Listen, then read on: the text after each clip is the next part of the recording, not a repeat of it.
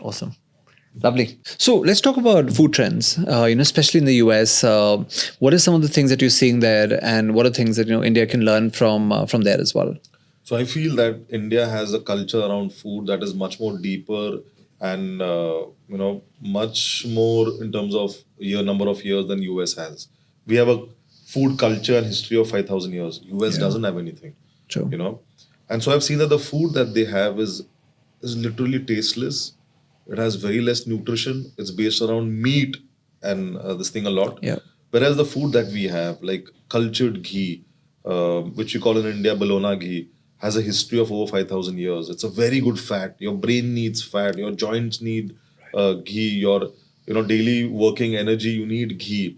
If you cook your food in ghee, it has lesser free radicals. It's a super food in itself. Right. I believe that it's like sweeteners like jaggery Yeah. were made in India since 4,000-5,000 years. Yeah.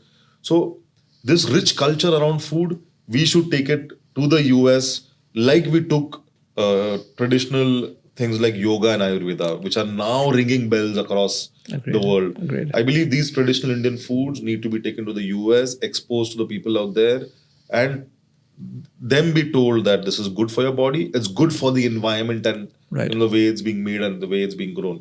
So I think that is a huge scope for India to sell what is good food to the US. Yeah. That Yeah. trend I think will grow in time. Love that. Tell me about, this, I mean, I call it the protein pandemic, because all kids today, and not even kids, I mean, people our age group, everyone wants to have like whey proteins, protein powders, protein bars, protein shakes. What's this fascination with protein, and shouldn't we be getting them from natural sources? Absolutely. I mean, it's not like no one had protein before this protein craze came about. Look at the amount of protein brands that have come inside in the last 1 year's time. Crazy amount. Um, I think anything impulsive needs to be thought over 100 times. You need to think whether you can get that from your regular food. Why not have protein in your atta? Why not have a variety of wheat that has intrinsically more protein? Why not have multigrain atta that has naturally more protein, from legumes, lentils, soya bean, groundnut, etc. Why go in for a powder that is ultra processed in large factories and packed in plastic pouches, and that tell you that only this will give you protein? That's not the case. My father, he's nearing 80. He has a hemoglobin of 17 and a half. His health is good. His muscle mass is superb. What protein powders did he have? He had his regular diet, which consisted of wheat and jowar and some legume lentil pulses, Right. some veggies, fruits, milk, ghee, and he derived it out of that. So I feel it's an overemphasis. A couple of years back, it was something else. Today is protein. Tomorrow it will be fiber. We are just finding our life solutions in something that's trending, which is very wrong to look at. Right. It. And if you're overreacting by switching onto that bandwagon immediately and in all forms, your chips also you want protein, your supplements you want protein, everything else protein. I think you're heading for a disaster, because that protein, whether it's digesting in your body, it's creating. I was speaking to somebody, is creating a havoc with women's health, with their reproductive health, the kind of Yeah. protein that they're consuming. Yeah. So if your diet is protein deficient, do have it, but try to have it from natural interventions, Right. from natural food itself. Yeah. Your body is more accustomed to digesting protein when it comes from wheat, when it comes from legume, lentil, pulses, rather than digesting protein where it is ultra processed. Your bars, protein bars, it has protein which is good for you, Right.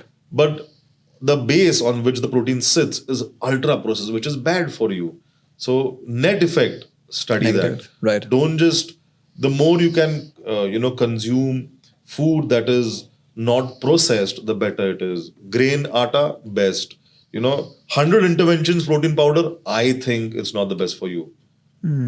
I agree. In fact, the other person who keeps telling me a lot of this is my wife, and she grew up in the tea gardens of Assam, and again, very big proponent of just going to what nature provides rather than eating stuff out of a packet. So yeah, good to Look be at the hearing older that from you. generation, they're stronger.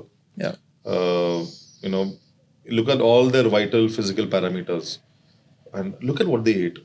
So, and that's something I look very closely. Being in the village, all my products are inspired by tradition. Yeah. So, like I said, I grow it the way my grandfather did farming. I make it the way my grandmother did making foods. They are people. My grandfather died at 104. He didn't have BP, no sugar, no diabetes. He literally stopped eating food because he said it's enough now. And for 10 days he didn't have food, and then he passed away. So his memory was intact. What did he eat? In the evening, he only ate bajra ka bhakri with milk inside, with little jaggery and ghee in the evenings. In the mornings, he ate whatever vegetable was made. He drank milk in the morning. And now we need 10 packets, 4 in a bag every day, True. trying to get, so-called nutrition from food. Yeah. I think somewhere, I might not be very scientific and stuff, but I think somewhere the design of it doesn't look good to me. I think we've kind of fallen prey to the marketing machine, and it's Absolutely. just I think it's a lot of hype. There's a around deficiency this. in the brain, I would say, in the thinking. Yeah. There's a fear. That fear mongering is what brands do, and you tend to succumb to it. I'm sure you love this particular clip. If you want to watch the full episode, click on the link below and watch the whole episode.